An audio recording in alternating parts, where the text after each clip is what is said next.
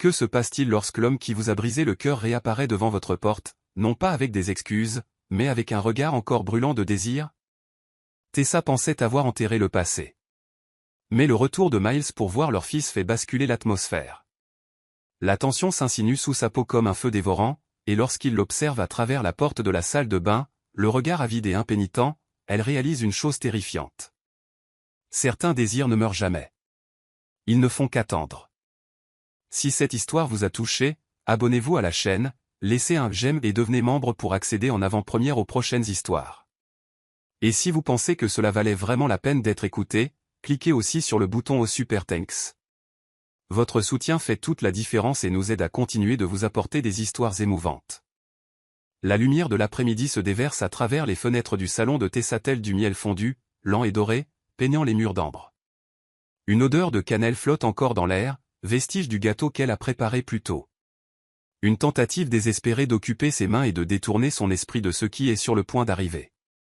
Mais cela ne fonctionne pas. Cela ne fonctionne jamais quand il s'agit de lui. Elle est assise sur le canapé beige, les jambes croisées, le téléphone pressé contre son oreille. À l'autre bout du fil, sa meilleure amie Claire parle trop vite, s'inquiète trop. « Tessa, tu es sûre d'être prête pour ça ?» La voix de Claire est ferme, mais empreinte de tendresse. « Je veux dire.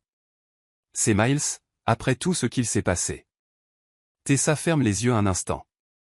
Son nom, Miles, a encore le pouvoir de lui nouer l'estomac, comme si quelqu'un tirait sur un fil invisible attaché à ses côtes. « Je n'ai pas le choix, Claire. » Sa voix est plus tremblante qu'elle ne le voudrait. C'est le père de Biel. Il a le droit de le voir. Le droit. S'indigne Claire à l'autre bout. Il a disparu pendant des mois, Tessa. Des mois. Et maintenant, il décide simplement de revenir comme si de rien n'était. Tessa se mord la lèvre inférieure, sentant le goût métallique du sang. Elle sait que Claire a raison, elle sait qu'elle devrait être furieuse, et elle l'est. Mais il y a autre chose, quelque chose qu'elle ne peut admettre à voix haute, ni à sa meilleure amie, ni même à elle-même. Une part d'elle a envie de le voir. Elle ne devrait pas. Après tout ce qui s'est passé, la trahison, le mensonge, la façon dont il est sorti de sa vie sans explication, elle devrait le haïr. Et elle le hait. Mais la haine est complexe lorsqu'elle s'entremêle à quelque chose qui ressemble dangereusement au désir. « Je sais », répond finalement Tessa d'une voix sourde. « Je sais tout ça. » Mais il a dit qu'il voulait s'expliquer, qu'il voulait arranger les choses. Et tu le crois?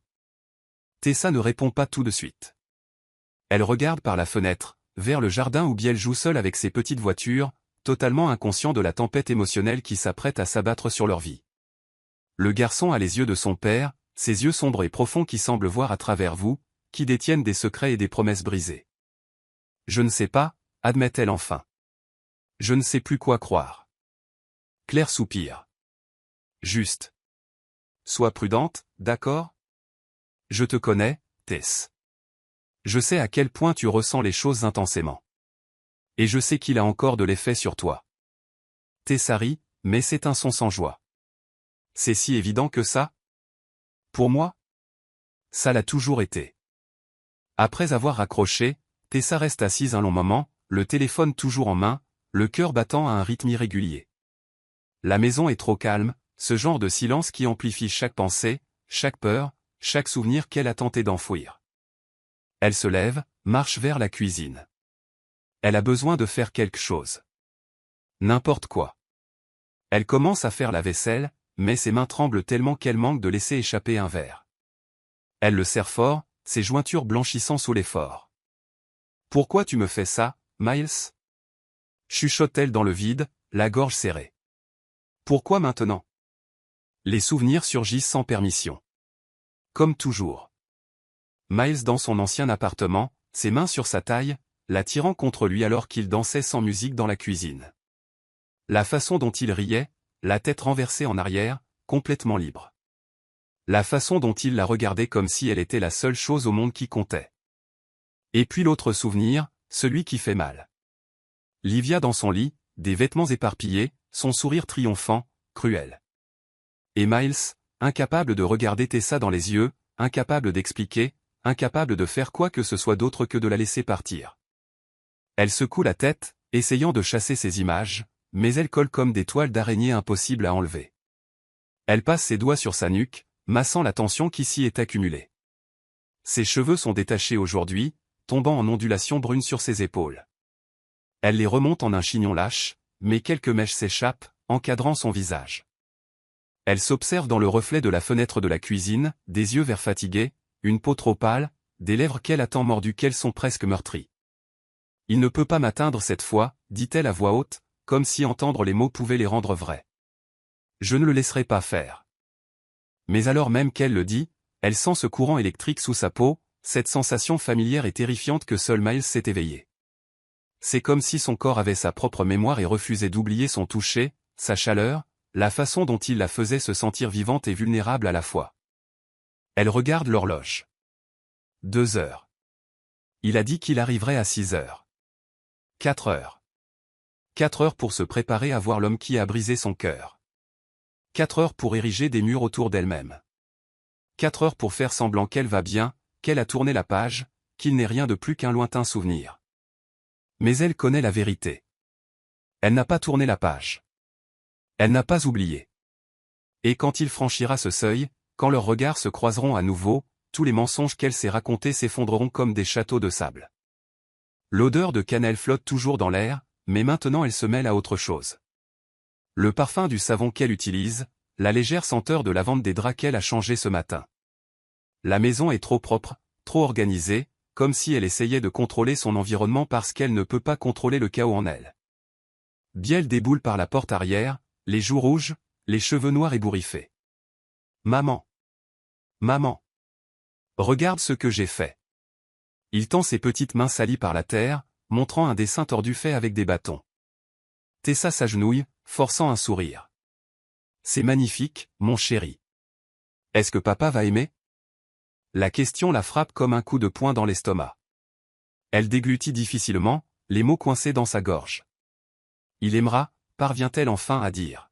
« Il va adorer. » Biel sourit, ce large sourire innocent qui lui brise le cœur. Il ne comprend pas. Il ne comprend pas la complexité, la douleur, le désordre qu'est la relation de ses parents. Pour lui, c'est simple. Papa vient. Et c'est bien. Si seulement c'était aussi simple pour elle. Tessa l'emmène au bain, l'aide à mettre des vêtements propres, le coiffe. Chaque geste est mécanique, automatique. Son esprit est ailleurs, tournant en rond, piégé dans une boucle d'anxiété et d'anticipation. Quand elle a fini, elle se regarde dans le miroir de la salle de bain. Devrait-elle s'habiller? Se changer? Mettre du rouge à lèvres? Non, murmure-t-elle à son reflet. Je ne ferai pas ça. Je ne me ferai pas belle pour lui. Mais malgré tout, elle applique un peu de brillant sur ses lèvres. Juste un peu. L'horloge indique 17h45. 15 minutes. Elle s'assoit à nouveau dans le salon, Biel à côté d'elle, regardant des dessins animés. Mais elle ne peut pas prêter attention à l'écran. Tout ce qu'elle entend, c'est le bruit de son propre cœur, battant de plus en plus vite, de plus en plus fort. Et puis, à 6 heures pile, la sonnette retentit. Le son traverse la maison comme un tonnerre silencieux. Tessa se fige. Biel saute du canapé en criant « Papa !»« Papa !» et court vers la porte. Mais Tessa ne bouge pas. Pas encore. Elle prend une profonde inspiration. 1 fois. 2 fois. Ses mains sont moites. Son estomac se tord. Chaque cellule de son corps hurle, une partie d'elle veut courir vers la porte, une autre veut fuir par l'arrière et ne jamais revenir. « Maman, ouvre !» Biel est à la porte, sautillant sur place. Tessa se lève, les jambes tremblantes. Elle marche lentement, chaque pas semblant durer une éternité.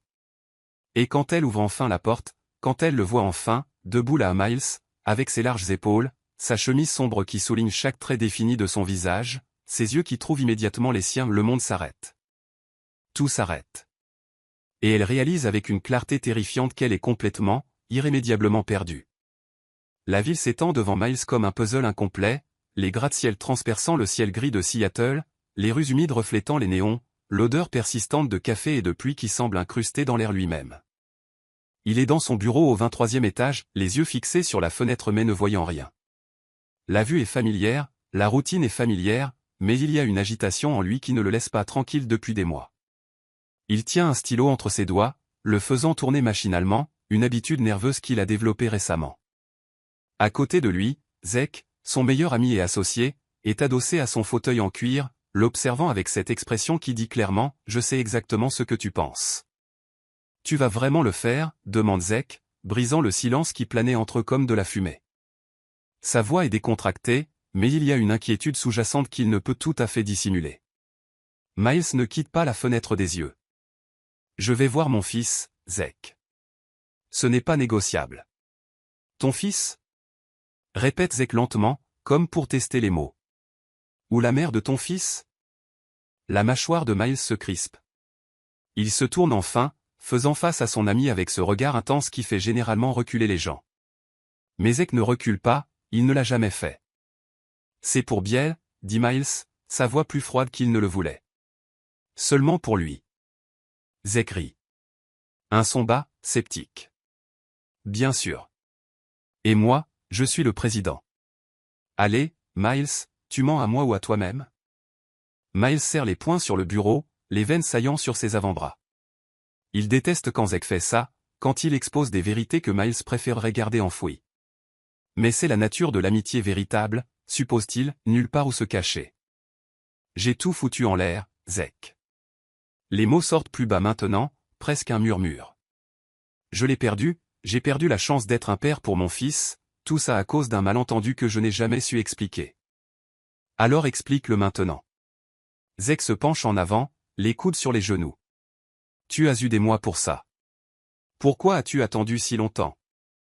Miles se frotte le visage avec ses mains, sa barbe naissante rêche sous ses paumes. Il est fatigué, pas de cette fatigue physique qu'une nuit de sommeil résout, mais de cet épuisement profond qui vient du fait de porter la culpabilité et le regret depuis trop longtemps. Parce que je suis un lâche, admet-il enfin. Parce que chaque fois que je prenais le téléphone pour l'appeler, je me figeais. Comment expliquer que la femme qu'elle a vue dans mon lit ne signifiait rien? Comment convaincre quelqu'un que tu as été piégé quand toutes les preuves sont contre toi? Zek soupire, passant une main dans ses courtes dreadlocks. Tu commences par la vérité, mec, c'est tout. La vérité brute, sans édulcorer. Tu lui racontes ce que Livia a fait, comment elle t'a drogué, comment elle a mis en scène toute cette histoire, et tu espères que Tessa écoutera. Et si elle n'écoute pas? La voix de Miles se brise sur le dernier mot. Et si elle me déteste déjà tellement qu'elle ne me donnera même pas une chance? Alors tu l'acceptes, répond Zek, mais sa voix est douce maintenant. Mais au moins, tu auras essayé. Et, mec, tu dois essayer. Pas juste pour toi, mais pour Biel. Ce garçon mérite d'avoir son père dans sa vie. Le nom de son fils frappe Miles comme une flèche en plein cœur. Biel. 3 ans de vie qu'il a pratiquement manqué.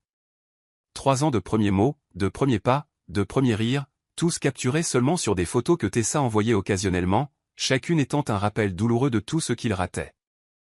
Je pense à lui tous les jours, confesse Miles, la voix épaisse. Je me réveille en pensant à lui, je m'endors en pensant à lui, chaque enfant que je vois dans la rue.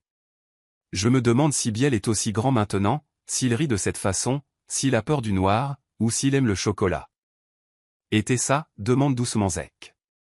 Tu penses à elle aussi? Miles ferme les yeux. Pense-t-il à elle? Il vit avec son fantôme. Chaque parfum qu'il sent dans la rue et qui ressemble vaguement au sien fait s'emballer son cœur.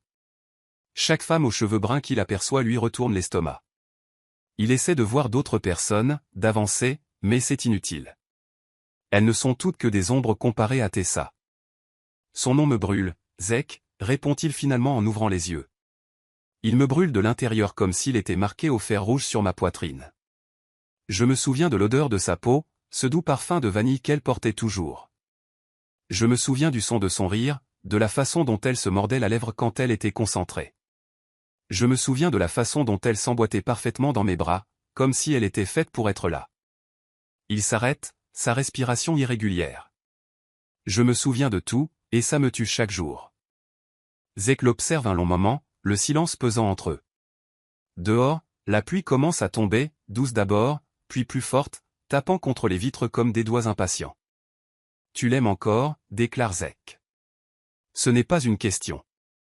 Miles ne répond pas immédiatement. Il se retourne vers la fenêtre, regardant les gouttes de pluie glisser sur le verre, chacune traçant un chemin unique et imprévisible. Comme la vie, comme l'amour. Je n'ai jamais cessé, admet-il enfin, et les mots sortent comme une confession, comme quelque chose de sacré et de terrifiant à la fois. J'ai essayé. Dieu sait que j'ai essayé. Mais on n'éteint pas l'amour comme un interrupteur, surtout pas un amour comme le nôtre. C'était comment, demande Zek, et il y a une véritable curiosité dans sa voix. Il n'a jamais rencontré Tessa. Au moment où Miles et Zek sont devenus associés, Tessa avait déjà quitté sa vie. Miles sourit, mais c'est un sourire triste et nostalgique. C'était comme respirer. Comme quelque chose de si naturel qu'on ne réalise même pas qu'on le fait jusqu'à ce que, soudain, on ne puisse plus. Elle était ma meilleure amie, mon amante, ma partenaire en tout.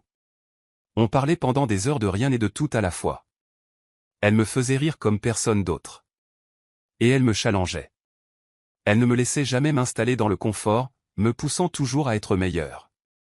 Il déglutit difficilement, l'émotion montant dans sa gorge. Et au lit. Mec, c'était plus que du sexe. C'était une connexion. C'était comme si nos corps parlaient une langue que seuls nous deux comprenions. Chaque toucher, chaque baiser, chaque moment était intense, réel, vrai. Et tu as gâché ça, dit Zek. Mais il n'y a pas de jugement dans sa voix, juste l'énoncé d'un fait. Je n'ai pas gâché ça, corrige Miles, sa voix se durcissant. On me l'a pris. Livia s'en est assurée. Livia. Ce nom laisse un goût amer dans sa bouche. Elle était une collègue, quelqu'un qu'il considérait comme une amie. Jusqu'à cette nuit-là. La nuit où tout s'est effondré. Il se souvient encore de son réveil, hébété, confus, la tête lourde comme du plomb. Il se souvient avoir vu Livia dans son lit, des vêtements éparpillés stratégiquement sur le sol. Et il se souvient de l'expression sur son visage, non pas du regret, mais de la satisfaction, comme si elle venait de gagner une partie. Et puis Tessa est arrivée. Parce que, bien sûr, elle est arrivée. Livia s'en était assurée. Le regard sur le visage de Tessa quand elle a vu la scène le hante encore. Ce n'était pas de la colère, pas tout de suite. C'était le choc, l'incrédulité. Et puis la douleur, une douleur si profonde qu'il pouvait presque la ressentir physiquement. Il a essayé d'expliquer, essayé de dire qu'il ne savait pas comment Livia était arrivée là, qu'il ne se souvenait de rien, que quelque chose clochait. Mais les mots sortaient tout de travers, trébuchant les uns sur les autres, sonnant comme des excuses faibles et vides. Et Tessa est juste partie. Sans crier, sans pleurer. Elle a juste pris son sac et est partie, fermant la porte derrière elle avec un petit clic qui a résonné plus fort que n'importe quel claquement de porte. « Tu as fait des tests ?» demande Zek, le ramenant au présent. « Après cette nuit-là, as-tu fait une prise de sang ou quelque chose pour prouver que tu avais été drogué ?» Miles secoue la tête, le regret pesant sur lui. « Je n'y ai pas pensé sur le moment. J'étais sous le choc, détruit. Et quand ça m'est finalement venu à l'esprit, c'était trop tard. Les drogues auraient déjà quitté mon système. » Mais Livia a fini par avouer, non. Des mois plus tard, répond Miles avec amertume. Quand elle a réalisé que je ne reviendrais jamais vers elle, que son plan avait échoué. Elle a envoyé un texto, ivre, une nuit, admettant tout. Mais le mal était fait. Tessa avait déménagé, coupé les ponts, et quand j'ai découvert qu'elle était enceinte, elle a clairement fait savoir qu'elle ne voulait rien avoir à faire avec moi. Zek siffle doucement. Quel gâchis. C'est le mot. Miles prend son téléphone, regarde l'écran. 17h15 dans 45 minutes, il sera chez elle. Chez eux. La maison qu'il n'a jamais vue, où son fils grandit sans lui. Tu es nerveux, observe Zek. Je suis terrifié, corrige Miles. Terrifié de la voir et de réaliser qu'elle est passée à autre chose. Terrifié de la regarder dans les yeux et de n'y voir que de l'indifférence. Mais encore plus terrifié de la voir et de tout ressentir à nouveau. Tout cet amour, ce besoin, cette connexion, et de ne rien pouvoir y faire. Zek se lève, marche vers Miles et pose une main sur son épaule. Alors bats-toi, mec. Bats-toi pour ton fils. Et s'il y a encore une chance, bats-toi pour elle aussi. Mais tu dois y aller et affronter ça. Tu ne peux plus fuir. Miles hoche la tête, se levant. Il saisit son manteau au dossier de la chaise, l'enfile lentement. Chaque mouvement semble chargé de sens, comme s'il se préparait pour une bataille. Et c'est peut-être le cas. Souhaite-moi bonne chance, dit-il, essayant de paraître confiant mais échouant misérablement. La chance, c'est pour les gens qui n'ont pas de courage, répond Zek avec un sourire. Toi, tu as du courage. Maintenant, va l'utiliser. Miles quitte le bureau, le bruit de ses pas résonnant dans le couloir vide. L'ascenseur semble mettre une éternité à arriver. Quand il y entre enfin, il se regarde dans les parois miroirs. Il voit un homme fatigué, un homme avec des cernes, avec des rides d'inquiétude qui n'étaient pas là il y a 2 ans. Mais il voit aussi de la détermination. Et de l'espoir. Un espoir dangereux, fragile. Mais de l'espoir quand même. L'ascenseur descend, et à chaque étage qui passe, son cœur bat plus vite. Quand il atteint le parking, la pluie tombe fort. Il court vers la voiture mais est déjà trempé quand il y monte. Il s'en fiche. Rien de tout cela n'a d'importance. Il démarre la voiture, la musique hurlant trop fort dans les haut-parleurs. Il l'éteint. Il a besoin de silence. Il a besoin de penser. Mais il n'y a plus rien à penser. Il a déjà répété tout ce qu'il allait dire 1000 fois, déjà imaginé tous les scénarios possibles. Maintenant, il ne reste plus qu'à le faire. Il conduit à travers les rues mouillées de Seattle, les lumières de la ville floutées par la pluie. À chaque kilomètre, il se rapproche d'elle. À chaque minute, l'inévitable approche. Et puis, quand il se gare enfin devant la maison, une maison simple, accueillante, avec un petit porche et un jardin bien entretenu, il reste assis là un moment, les mains sur le volant, le cœur martelant ses côtes. Tu peux le faire, se chuchote-t-il à lui-même. Tu dois le faire. Il sort de la voiture, la pluie le trempant à nouveau immédiatement. Il marche vers la porte, chaque pas semblant se produire au ralenti. Et quand il lève enfin la main et appuie sur la sonnette, il sait qu'il n'y a pas de retour en arrière possible. Le passé est sur le point d'entrer en collision avec le présent, et il n'a aucune idée s'il survivra à l'impact. La sonnette traverse la maison comme une onde de choc, réverbérant à travers les murs et la poitrine de Tessa avec une force qui lui fait presque perdre l'équilibre. Elle se tient au milieu du salon, les mains encore couvertes de farine de la pâte qu'elle préparait, une tentative désespérée de rester occupée, de prétendre que ce moment n'arrivait pas comme un train fou. Biel crie de joie, ses petits pieds nus tapant contre le parquet alors qu'il court vers la porte. « Papa. Papa est là. » L'innocence dans sa voix est un couteau dans le cœur de Tessa. Elle veut crier qu'il attende, veut quelques secondes de plus pour se composer, pour construire les défenses qu'elle a passé les derniers jours à tenter d'ériger. Mais le temps n'attend personne, surtout pas les cœurs brisés qui essaient de se protéger. Elle marche lentement vers la porte, chaque pas une bataille contre l'envie de fuir. Ses cheveux sont relevés en un chignon lâche et désordonné, des mèches rebelles tombant autour de son visage. Elle porte un simple chemisier blanc en coton et un jean, rien de spécial, rien de prévu, mais ses mains tremblent quand elles atteignent la poignée, et elle doit prendre 3 grandes inspirations avant de finalement la tourner et d'ouvrir la porte. Et puis, il est là. Miles. Le monde autour d'elle devient instantanément flou, comme si quelqu'un avait ajusté l'objectif d'une caméra et que lui seul était net. Il se tient sous la faible lumière du soir, la pluie fine tombant encore derrière lui, créant une sorte de halo argenté autour de sa silhouette. Ses larges épaules remplissent l'encadrement de la porte, sa chemise sombre, d'un bleu marine profond, moule sa poitrine d'une manière qui assèche instantanément la bouche de Tessa. Il est différent, plus mature peut-être. Une barbe de quelques jours couvre sa mâchoire forte, ses cheveux noirs tombent légèrement sur son front, mais ses yeux bruns si foncés qu'ils paraissent presque noirs sont exactement comme dans ses souvenirs, profonds, intenses, capables de voir à travers toutes ses défenses comme si elles étaient en verre. Et en ce moment, ils sont fixés sur elle. Pas sur Biel, qui saute à ses pieds en criant et riant, pas sur la maison derrière elle. Sur elle, et seulement elle. L'air entre eux devient épais, chargé, comme avant un orage. Tessa sent chaque terminaison nerveuse de son corps s'enflammer, comme si quelqu'un avait fait passer un courant électrique à travers elle.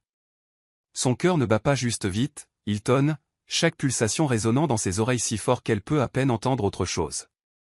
Tessa.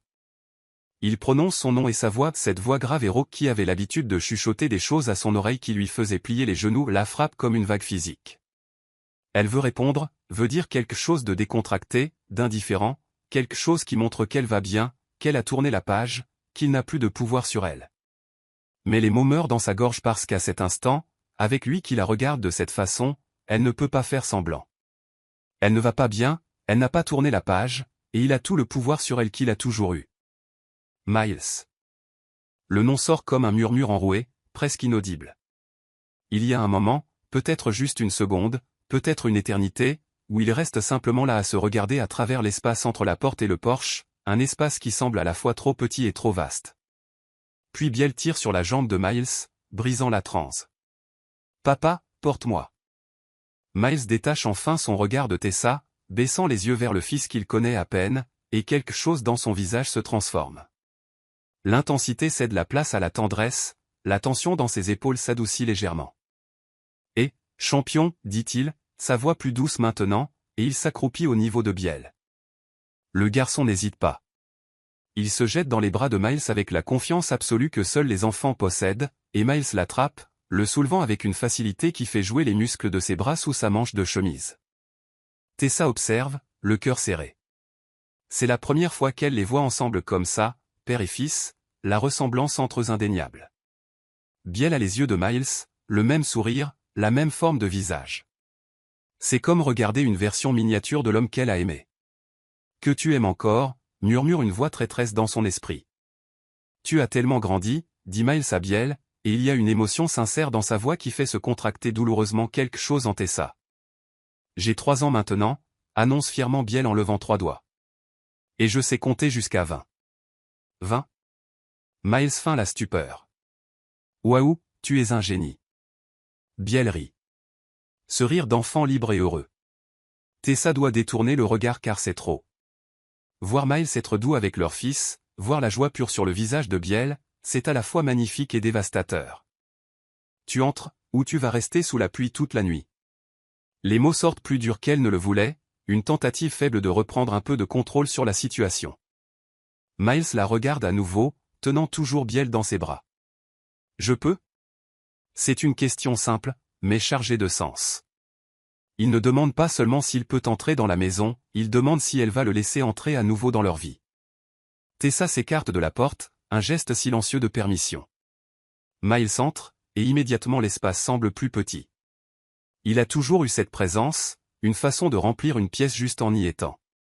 Son parfum envahit ses narines, un mélange de pluie, d'une eau de Cologne boisée et masculine, et de quelque chose d'indéfinissable qui est purement Miles, une odeur qu'elle connaît aussi intimement que la sienne, gravée dans sa mémoire d'une façon qu'elle préférerait oublier. « La maison est sympa, » dit-il, ses yeux parcourant le salon avec ses meubles simples mais confortables, les photos de Biel au mur, la couverture au crochet que sa grand-mère a faite draper sur le canapé. « Merci », répond Tessa en croisant les bras sur sa poitrine, une posture défensive qu'elle ne peut éviter.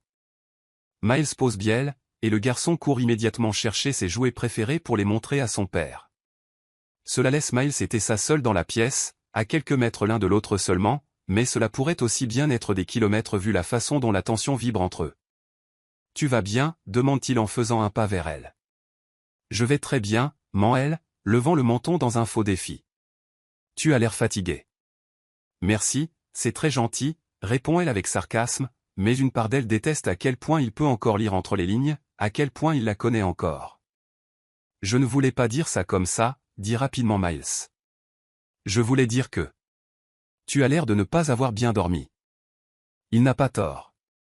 Elle n'a pas bien dormi depuis des jours, depuis qu'il a appelé pour demander à venir. Chaque nuit, elle reste éveillée, fixant le plafond, son cerveau tournant dans des cercles sans fin d'anxiété et de souvenirs.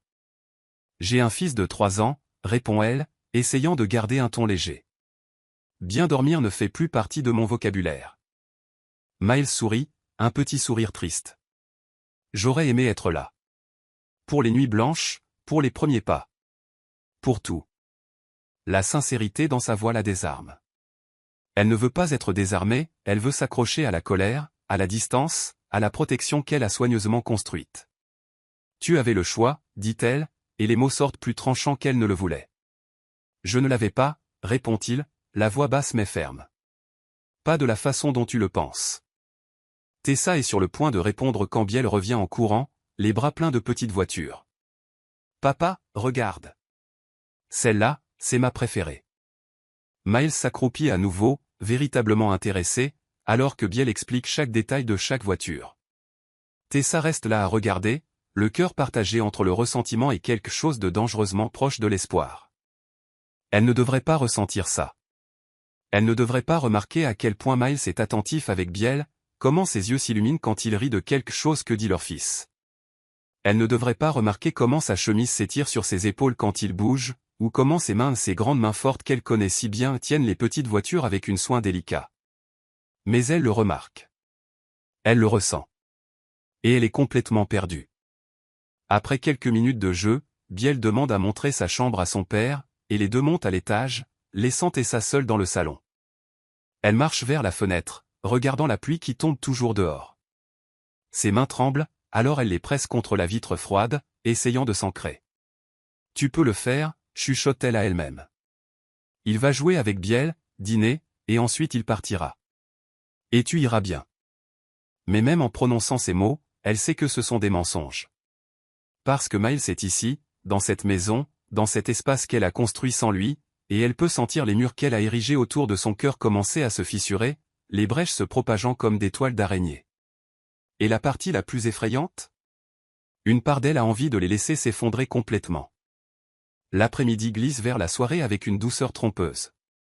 La lumière dorée traversant les fenêtres cède la place à des nuances d'indigo et de violet, et la maison de Tessa se remplit d'ombres longues et de silence chargé.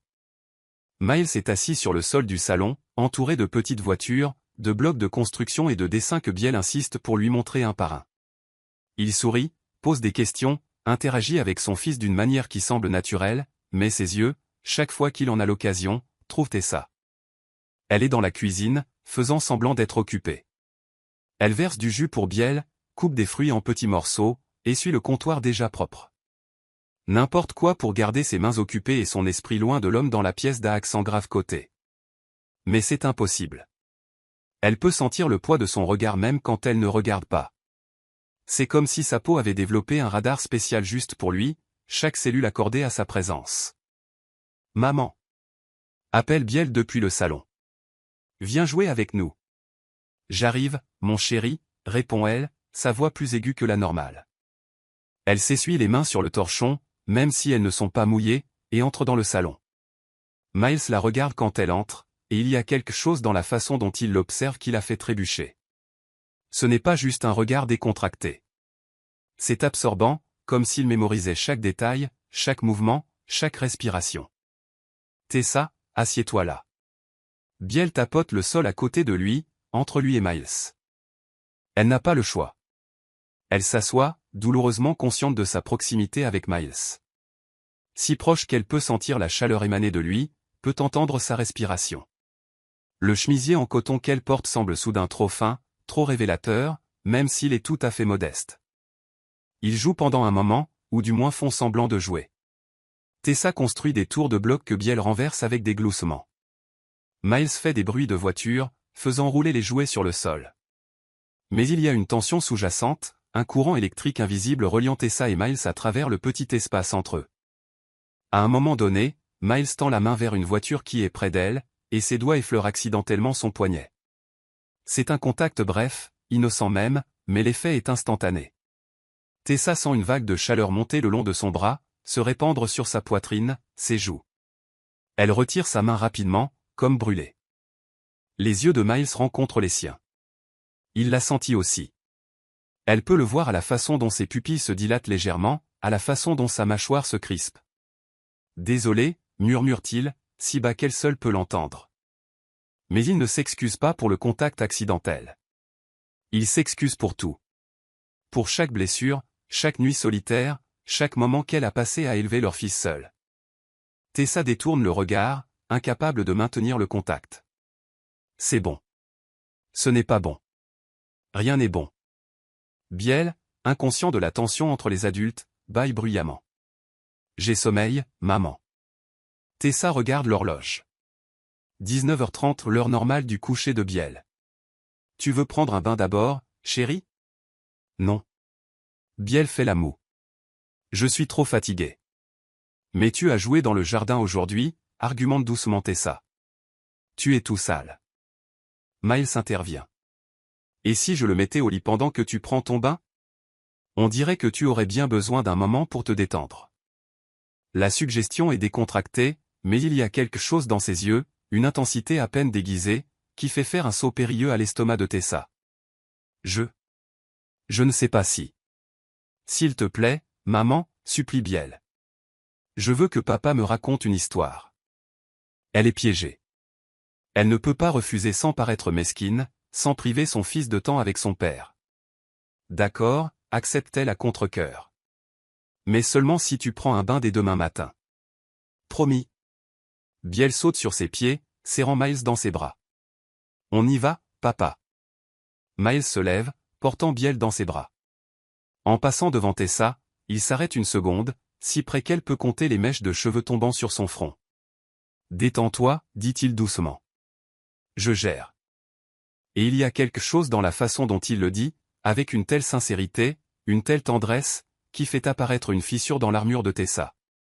Elle hoche la tête, incapable de parler. Miles monte à l'étage avec Biel, et elle reste là un moment, entendant leur rire résonner d'en haut. Puis, comme en pilote automatique, elle monte aussi, se dirigeant vers sa propre chambre, vers la salle de bain adjacente. Elle ferme la porte, s'appuie contre elle un instant, respirant irrégulièrement. Tu peux le faire, se chuchote-t-elle pour la 1000e fois. Juste une douche rapide. Ensuite tu redescends, il partira, et tout ça sera fini. Mais même en prononçant ces mots, elle connaît leur nature de doux mensonge. Elle ouvre la douche, règle la température, assez chaude pour brûler légèrement, comme elle l'aime. La vapeur commence immédiatement à remplir la salle de bain, embuant le miroir, créant une brume dense qui rend tout doux et imprécis. Tessa retire son chemisier par la tête, puis son jean, les laissant tomber au sol. Elle reste là en sous-vêtements un instant, regardant son reflet flou dans le miroir embué. Son corps a changé depuis la grossesse. Il y a des vergetures argentées sur son ventre. Ses hanches sont plus larges, ses seins plus lourds. Elle ne s'en souciait pas avant. Mais maintenant, sachant que Miles est juste à quelques mètres, elle se sent étrangement vulnérable. Elle secoue la tête, agacée par elle-même. Pourquoi pense-t-elle à ça? Quelle importance a l'apparence de son corps? Elle n'essaie pas de l'impressionner. Elle ne le fait pas. Elle retire le reste de ses vêtements et entre dans la douche. L'eau chaude frappe sa peau comme un millier de petites aiguilles, et elle ferme les yeux, laissant la sensation l'emporter. Le bruit de l'eau noie tout le reste, les pensées anxieuses, les souvenirs persistants, la tension qu'elle porte sur ses épaules depuis des jours. Elle se lave les cheveux, laissant le shampoing au parfum de lavande mousser entre ses doigts. La fragrance remplit la salle de bain, se mêlant à la vapeur. Elle masse son cuir chevelu, essayant de se détendre, essayant d'oublier qu'il y a un homme dans la maison, le mauvais homme, l'homme qui l'a détruite, l'homme qu'elle désire encore d'une façon qui lui fait honte. Elle rince, puis applique l'après-shampoing, le passant sur les pointes de ses cheveux. L'eau ruisselle dans son dos, sur son cou, sur ses seins. Elle ferme les yeux à nouveau, la tête renversée en arrière sous le jet. Et c'est à ce moment-là qu'elle le sent. Pas un son, pas un mouvement, mais une présence. Ce sentiment primitif, instinctif, d'être observé. Ses yeux s'ouvrent grands, son cœur s'emballant immédiatement.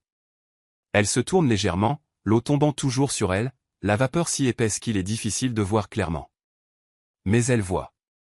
À travers la porte de la salle de bain entr'ouverte, une porte qu'elle était sûre d'avoir fermée, elle voit une silhouette. Debout là, immobile. Miles.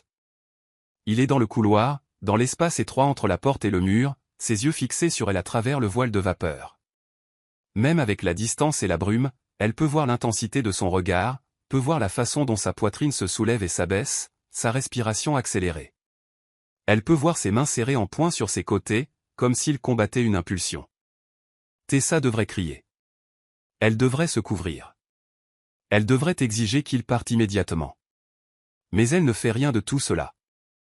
Elle reste simplement là, le dos tourné, l'eau courant sur sa peau, la vapeur créant un rideau translucide entre eux. Et elle le fixe, à travers la vitre de la douche, à travers la brume, à travers toutes les années et toute la douleur. Elle le fixe, et dans ce regard, il y a tout, la colère qu'il soit là à envahir son intimité, la blessure de tout ce qui s'est passé entre eux. Mais il y a aussi autre chose. Quelque chose de chaud, quelque chose de dangereux. Quelque chose qu'elle a essayé d'enterrer, mais qui remonte maintenant à la surface comme de l'huile dans l'eau. Le désir. Les secondes s'étirent, chacune semblant une éternité. Aucun d'eux ne bouge, aucun d'eux ne parle.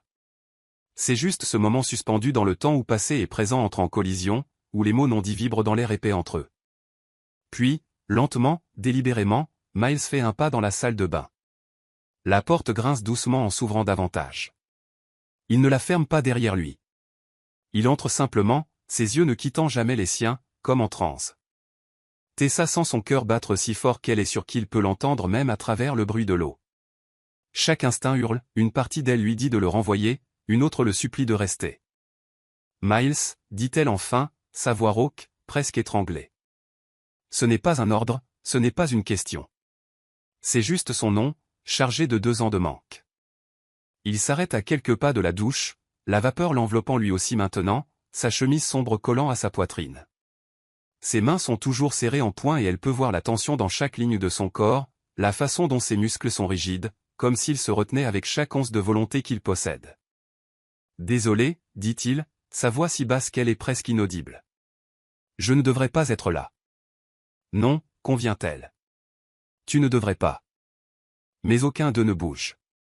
Et puis, brisant l'impasse, Miles fait un autre pas, et un autre, jusqu'à ce qu'ils se tiennent juste devant la douche. Seule la vitre embuée les sépare. Et Tessa, toujours sous l'eau qui tombe, toujours exposée, toujours vulnérable, ne recule pas. Au lieu de cela, elle se tourne complètement pour lui faire face. Et quoi qu'il voit sur son visage, que ce soit du défi, de l'abandon, ou un mélange confus des deux, fait se briser quelque chose en lui. Sa main s'avance vers la porte de la douche, et il l'ouvre. La vapeur enveloppe Miles dès qu'il ouvre la paroi, un nuage épais et chaud qui s'accroche à sa peau, à ses vêtements, rendant tout irréel, comme s'ils étaient à l'intérieur d'un rêve. Mais ce n'est pas un rêve. C'est trop réel. L'eau frappant le sol de la douche, l'odeur de lavande mêlée à la vapeur, le son de leurs 2 respirations accélérées résonnant contre les murs carrelés. Tessa est là, à quelques centimètres de lui maintenant, l'eau tombant toujours sur ses épaules, ruisselant le long des courbes de son corps en ruisseaux argentés. Elle ne se couvre pas. Elle ne crie pas. Elle ne le renvoie pas. Elle le fixe simplement avec ses yeux verts qui ont toujours été capables de voir à travers toutes ses défenses, à travers tous ses mensonges, droit au centre de ce qu'il est vraiment. Et ce qu'elle voit là, en ce moment, c'est un homme complètement détruit par elle. Tessa, dit encore Miles, et son nom est une prière, une confession, une supplique, tout à la fois. Elle fait un pas en arrière, mais pas pour s'éloigner de lui ou pour entrer dans le jet d'eau, le laissant l'envelopper complètement. Ses cheveux bruns deviennent foncés, collant à son cou, à ses épaules. Les gouttes tracent le contour de son visage, de son menton, courant le long de son cou jusqu'à disparaître entre ses seins. Miles ne peut pas détourner le regard. Il ne peut pas respirer correctement. Chaque partie de lui hurle de la toucher, de combler la distance entre eux, de prouver que c'est réel, qu'elle est là, qu'il y a encore quelque chose entre eux à part la blessure et le silence. Mais il se force à rester immobile, parce qu'il n'en a pas le droit. Pas encore.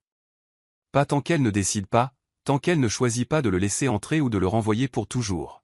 « Pourquoi es-tu là » demande Tessa, sa voix basse mais ferme. « Pourquoi es-tu entré » Miles déglutit difficilement, essayant de trouver des mots qui aient du sens. « Je m'étais bielle au lit, et j'ai entendu l'eau, et je... » Il s'arrête, secouant la tête. « Il n'y a pas d'excuse.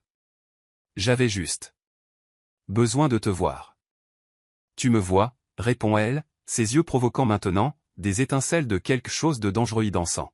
« C'est ce que tu voulais » Ce n'est pas ce qu'il voulait. C'est trop, et trop peu à la fois. Il voulait une conversation, une chance de s'expliquer, une opportunité de réparer ce qui s'est brisé il y a 2 ans.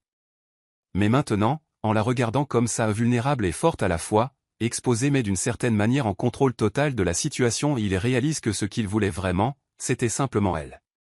Elle tout entière, de toutes les manières possibles. « Je voulais m'excuser, dit-il, la voix enrouée. Pour tout. Pour cette nuit-là, pour Livia. Pour ne pas m'être battu plus fort pour toi. Pour t'avoir laissé partir sans que tu comprennes la vérité. » Tessa rit, mais c'est un son sans humour. « La vérité ? Quelle vérité, Miles ? Que j'ai vu une autre femme dans ton lit, ou que tu n'as jamais pris la peine de me l'expliquer correctement ? J'ai essayé. » Les mots sortent plus forts qu'il ne le voulait, chargés de frustration. « J'ai essayé d'expliquer cette nuit-là, mais tu ne voulais pas écouter.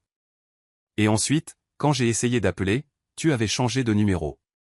Quand je t'ai cherché, tu avais déménagé sans laisser d'adresse. Parce que j'étais anéanti. Sa voix s'élève aussi, l'eau tombant toujours sur eux, ponctuant chaque mot point parce que je venais d'apprendre que j'étais enceinte de l'homme qui m'avait trompé. Parce que je ne pouvais pas te regarder sans revoir cette scène. Je ne t'ai pas trompé. Miles fait un pas sous la douche, l'eau commençant à tremper instantanément ses vêtements. Livia m'a drogué, Tessa. C'est elle qui a tout manigancé. Je ne l'ai jamais touché une autre femme comme je t'ai touché, toi. Les mots résonnent dans la salle de bain, bruts et sincères. Tessa reste silencieuse, sa poitrine se soulevant au rythme de sa respiration saccadée, les yeux brillants. Il ne saurait dire si ce sont des larmes ou l'eau de la douche. Elle a avoué, poursuit Miles, la voix plus basse maintenant, plus urgente. Des mois plus tard, quand elle a réalisé que je ne reviendrai jamais vers elle, elle a admis avoir mis quelque chose dans mon verre ce soir-là. Elle m'a traîné au lit, nous a déshabillés et a tout mis en scène. Elle t'a même appelé pour s'assurer que tu arrives au bon moment. Tessa secoue la tête, refusant d'y croire, mais il y a quelque chose dans sa voix, une sincérité désespérée qui la fait hésiter. Et pourquoi devrais-je te croire, demande-t-elle, mais sa voix tremble. Pourquoi devrais-je croire que tu n'étais pas consentant? Miles fait un autre pas, se tenant désormais entièrement sous le jet. L'eau ruisselle sur lui, imbibant sa chemise, ses cheveux, mais il s'en moque. Rien de tout cela ne compte, sauf lui faire comprendre. Parce que tu me connais, dit-il, les yeux ancrés dans les siens.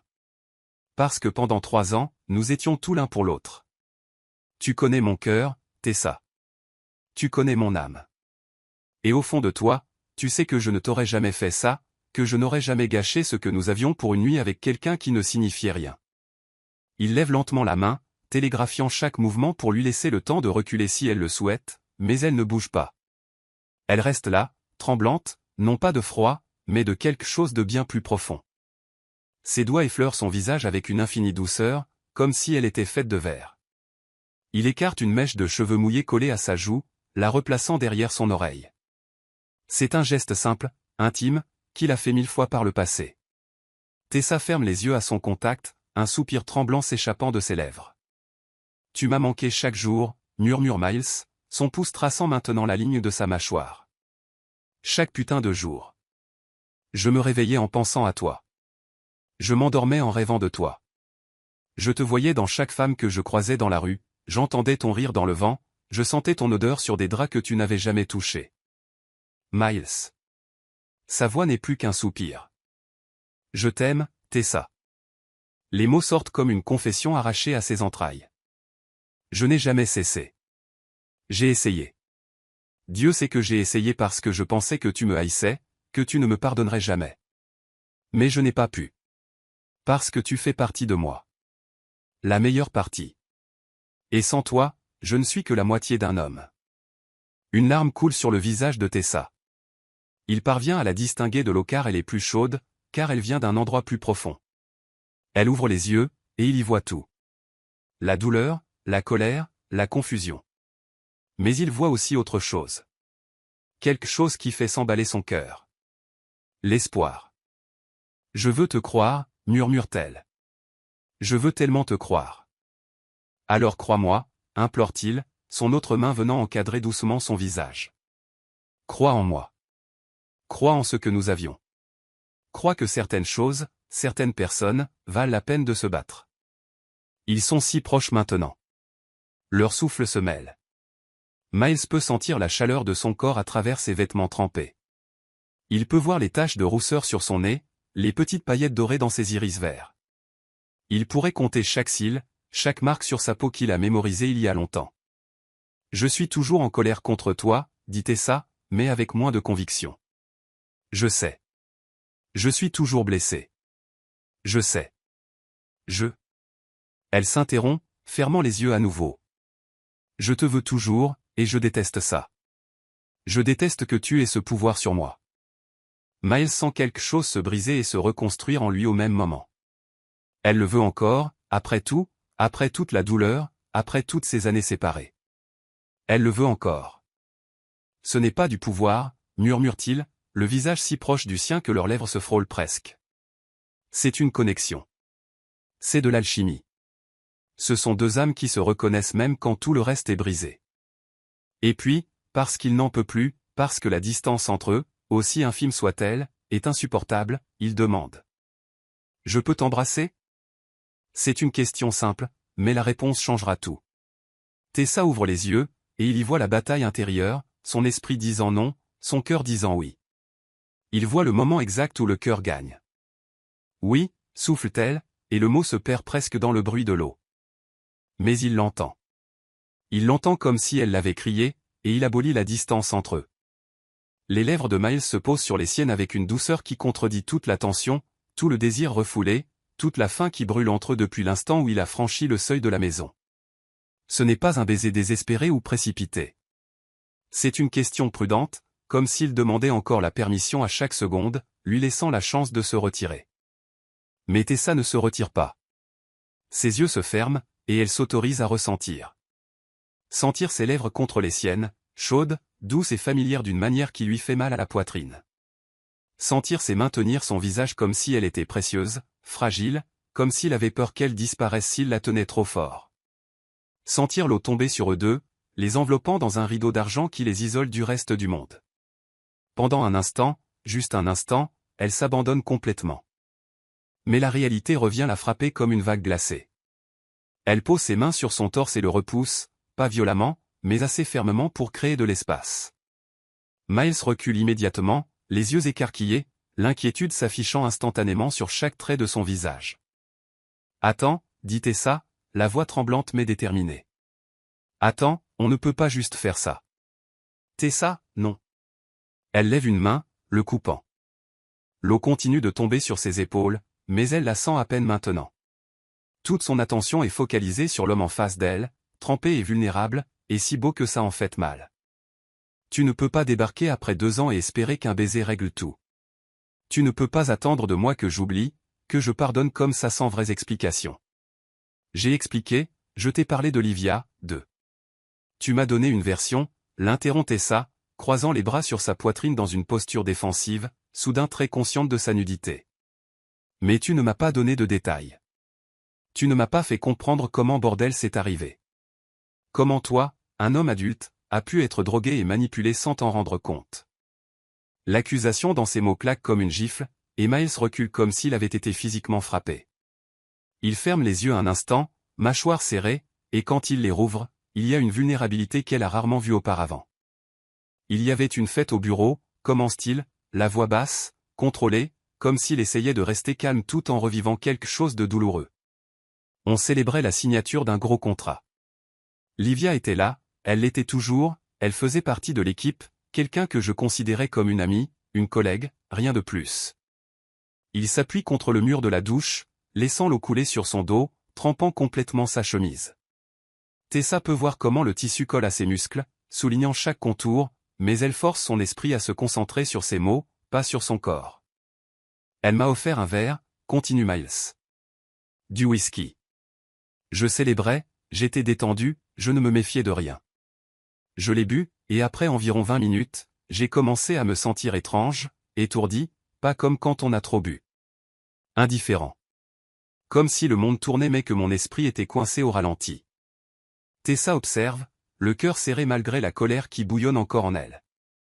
Elle veut ne pas le croire, veut trouver des failles dans l'histoire, mais il y a quelque chose dans sa façon de parler et il ne se défend pas agressivement, il énonce juste les faits comme s'il revivait un cauchemar.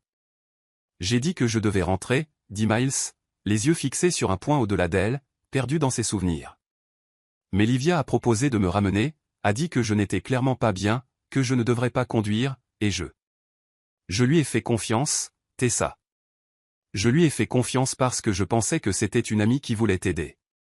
Il rit, mais s'éteint son amer, sans humour.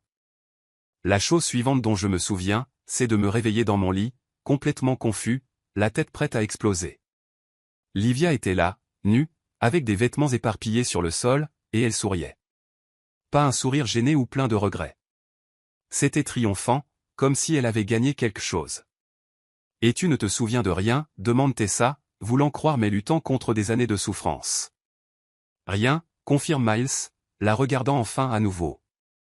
Je le jure sur tout ce qui est sacré, Tessa. Je le jure sur la vie de notre fils. Je ne me souviens de rien entre ce verre et mon réveil des heures plus tard. Et quand je me suis réveillé, mon corps n'avait aucun signe. Rien n'indiquait qu'il s'était passé quoi que ce soit de sexuel. Mais les vêtements. Elle les avait enlevés, dit Miles, la voix durcissant de colère, pas contre Tessa, mais contre Livia, contre la situation. Elle a tout mis en scène, m'a déshabillé, s'est déshabillée, a éparpillé nos affaires pour faire croire à un ébat passionné, et puis elle t'a appelé, disant que j'avais oublié mon portefeuille au bureau et qu'elle me le rapportait. Elle savait que tu viendrais. Tessa sent la nausée monter dans sa gorge.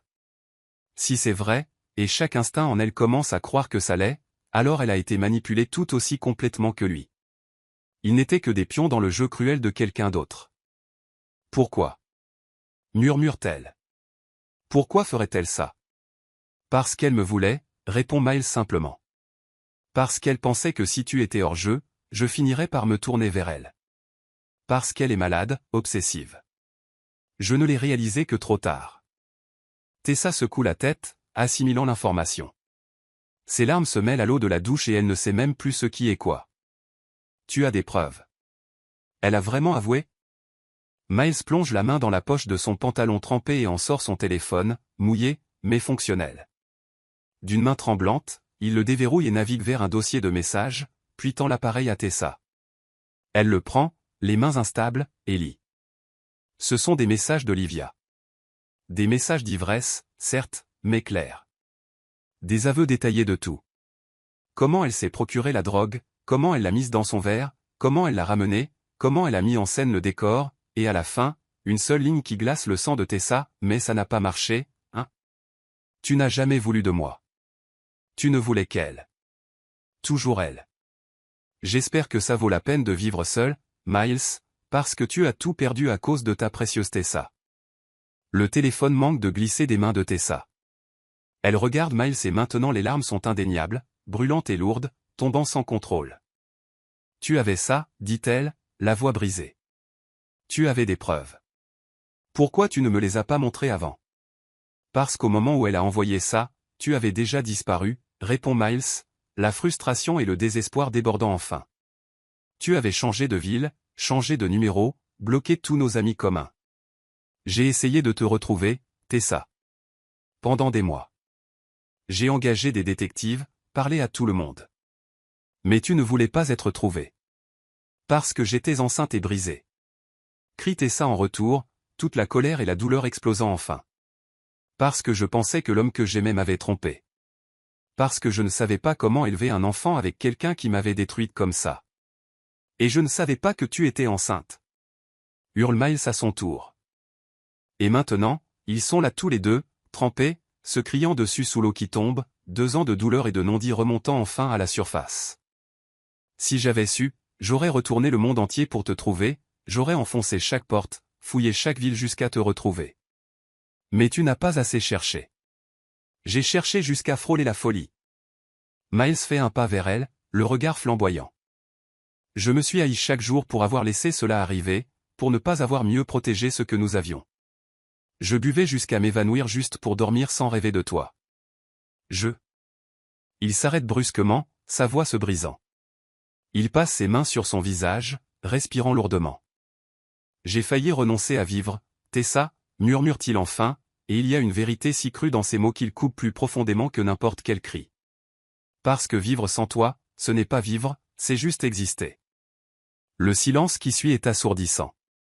Juste le bruit de l'eau, leur respiration lourde, le monde qui continue dehors pendant qu'il reste piégé dans ce moment impossible. Tessa le regarde vraiment. Elle voit les cernes qu'il essaie de cacher, les rides d'inquiétude qui n'étaient pas là avant, la façon dont ses épaules semblent porter un poids invisible.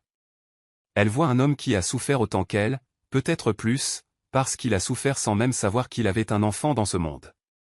Biel, dit-elle soudain, le nom sortant comme une révélation. Tu as perdu 3 ans de sa vie à cause de ça. Je sais, dit Miles, la voix étranglée. Et c'est quelque chose que je ne récupérerai jamais. Je ne verrai jamais ses premiers pas, n'entendrai pas ses premiers mots. Je n'aurai jamais ses souvenirs. Il fait un autre pas vers elle, et cette fois Tessa ne recule pas. Mais je suis là maintenant, continue-t-il, et si tu me laisses faire, si tu me donnes juste une chance, je passerai chaque jour du reste de ma vie à me rattraper, à être le père qu'il mérite, à être l'homme que tu mérites. Ses mains cherchent les siennes et il les tient doucement, ses pouces traçant des cercles sur sa peau. Je ne peux pas changer le passé, Tessa, je ne peux pas effacer la douleur que tu as ressentie ou le temps que nous avons perdu, mais je peux être là maintenant. Je peux me battre pour toi, pour nous, pour notre famille. Tessa regarde leurs mains, les siennes enveloppées par celles de Miles, si grandes, si familières que sa poitrine lui fait mal. Elle réalise qu'elle est fatiguée. Fatiguée de porter cette colère, fatiguée de la douleur, fatiguée de prétendre qu'elle ne ressent pas ce qu'elle ressent. Je ne te fais pas encore complètement confiance, admet-elle, la voix basse mais honnête. Je la regagnerai, promet Miles. Chaque jour, je la regagnerai. Ce ne sera pas facile. Je ne m'attends pas à ce que ça le soit. Je vais te faire travailler pour ça. Je n'en attendrai pas moins. Et puis, parce que les mots ne suffisent pas, parce que certaines choses ne peuvent être communiquées que par le toucher, Miles porte sa main à ses lèvres et embrasse ses doigts, un par un, avec une révérence qui fait monter de nouvelles larmes aux yeux de Tessa. « Laisse-moi réparer ça », murmure-t-il contre sa peau. « Laisse-moi t'aimer comme j'aurais toujours dû le faire. Laisse-moi te montrer que Noob est encore possible. » Et Tessa, le cœur battant et l'esprit encore en lutte, mais le corps connaissant déjà la réponse, hoche enfin la tête. « Ne me fais plus jamais de mal », murmure-t-elle. « Parce que si tu le fais, Miles, je ne survivrai pas une deuxième fois. »« Plus jamais », jure-t-il en la tirant contre lui. « Je préférerais mourir plutôt que de te blesser à nouveau. » Et quand il l'embrasse cette fois, il n'y a plus d'hésitation d'aucun côté. Juste l'abandon. Le baiser est différent. Il n'y a plus de questionnement, plus de tentative d'être doux ou prudent. C'est un besoin pur, 2 ans de faim condensés en un seul instant, où les lèvres se rencontrent avec une urgence qui leur coupe le souffle à tous les deux. Miles serre Tessa plus fort, une main glissant sur sa nuque, ses doigts s'en mêlant dans ses cheveux mouillés, l'autre descendant le long de la cambrure de son dos. Tessa fond contre lui, toutes les défenses qu'elle avait si soigneusement érigées s'effondrant comme des châteaux de sable face à la marée.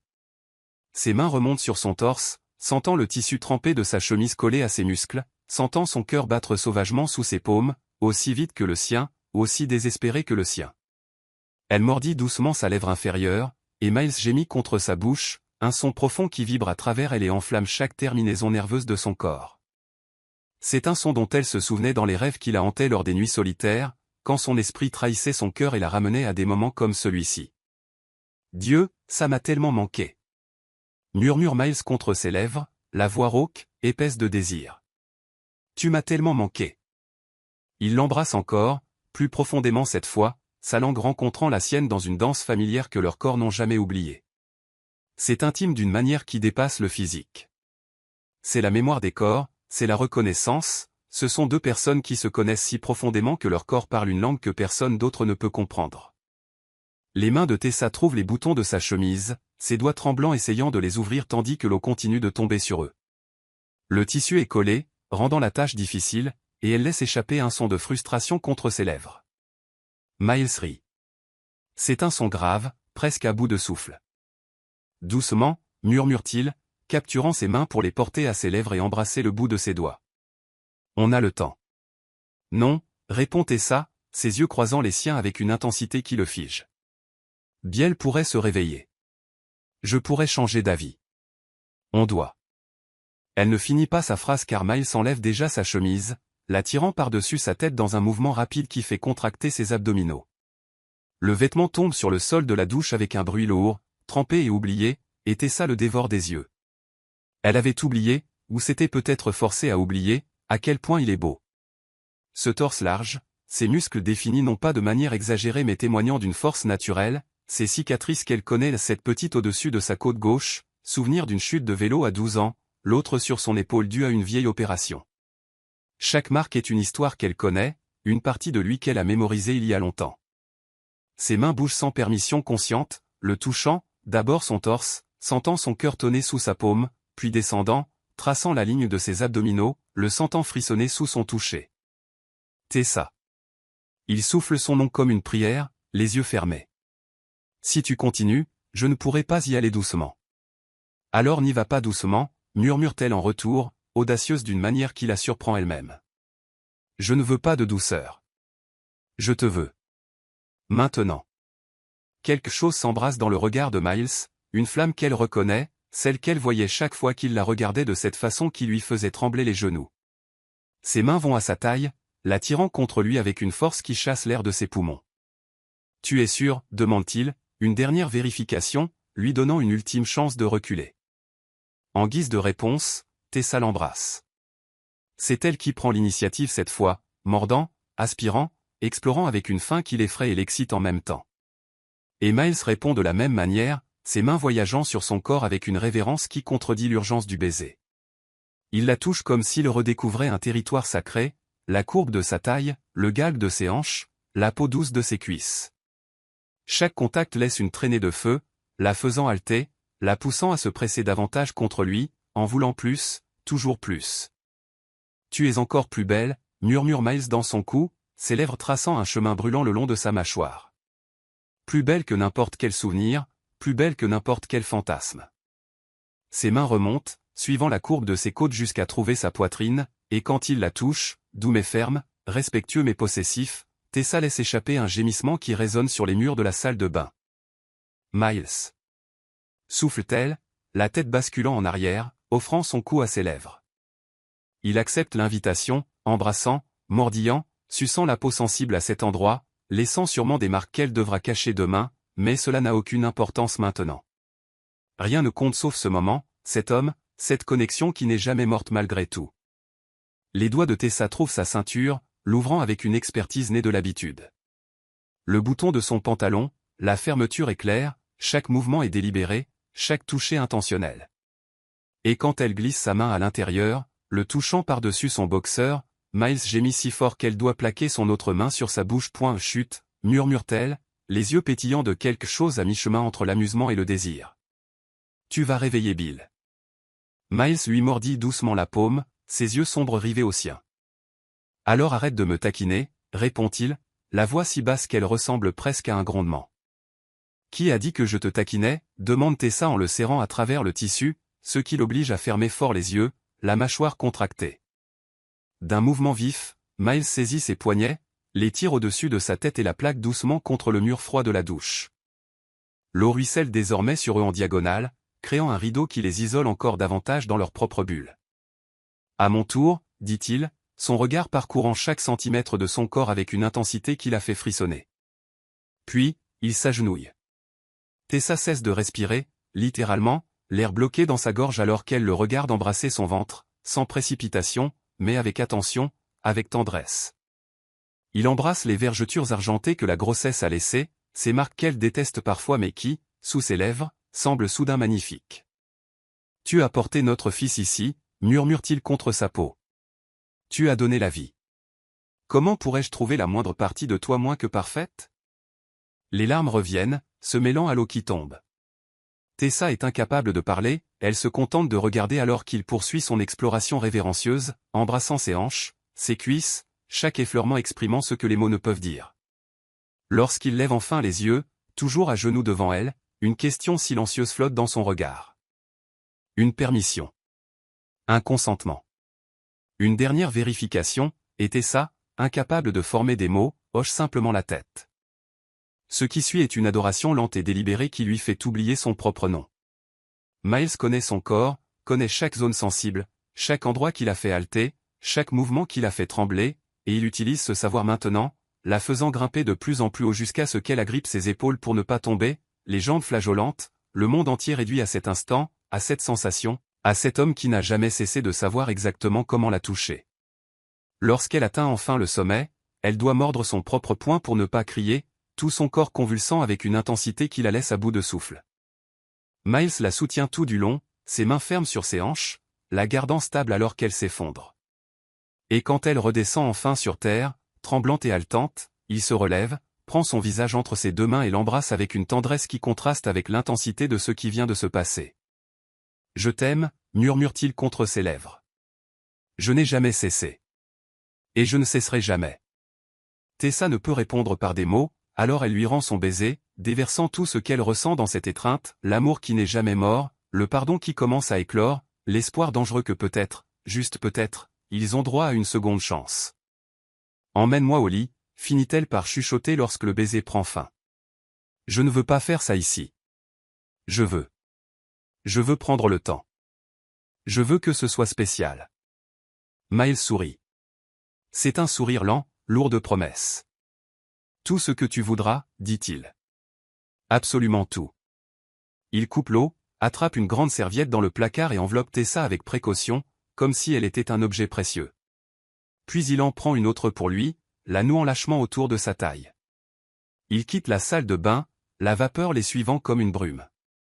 Miles la soulève dans ses bras, lui arrachant une exclamation de surprise, et la porte jusqu'à la chambre, la porte se refermant doucement derrière eux avec un déclic qui sonne comme une promesse. Et alors qu'il la dépose sur le lit, le doux clair de lune traversant la fenêtre et peignant leur corps d'argent, Tessa sait qu'il n'y a pas de retour en arrière. Elle tombe amoureuse à nouveau. Et cette fois, elle se laisse faire. Le clair de lune se déverse par la fenêtre de la chambre comme de l'encre argentée renversée, baignant tout d'une lueur éthérée qui semble suspendre le temps. Miles dépose Tessa délicatement sur le lit, la serviette qui l'enveloppe s'ouvre légèrement, révélant la courbe de son épaule, la ligne délicate de sa clavicule. Il reste là un instant, simplement à la regarder, et il y a quelque chose dans sa façon de l'observer avec révérence, avec désir, avec amour qui fait s'emballer le cœur de Tessa. « Tu me rends nerveuse, dit-elle, essayant de paraître désinvolte, mais sa voix tremble, exposant sa vulnérabilité. « Désolé, répond Miles, sans détourner le regard. C'est juste que j'ai passé tellement de temps à imaginer ce moment, à en rêver, et maintenant que ça arrive, je veux graver chaque seconde dans ma mémoire. » Il s'agenouille sur le lit à côté d'elle, la serviette nouée lâchement autour de sa taille laissant peu de place à l'imagination. Des gouttes d'eau perlent encore sur sa peau, glissant lentement le long de son torse, de son abdomen, et Tessa doit réprimer l'envie de les suivre avec sa langue. « Je peux » demande Miles, ses doigts planant au-dessus du bord de sa serviette. Tessa hoche la tête, incapable de trouver ses mots. Lorsqu'il déplie lentement la serviette, exposant son corps à la lumière douce, elle doit lutter contre l'envie de se couvrir. Car même après tout, après le sexe dans la douche, après toute l'intimité qu'ils ont partagée, il y a quelque chose de différent dans ce moment, quelque chose de plus vulnérable, de plus exposé. Peut-être est-ce la lumière, peut-être est-ce le temps, peut-être est-ce simplement le poids de tout ce qui s'est passé entre eux, rendu palpable dans ce petit espace silencieux. Magnifique, murmure Miles. Le mot porte tant de poids, tant de sincérité, que Tessa sent les larmes lui piquer les yeux à nouveau. Tu es si absurdement belle, Tessa.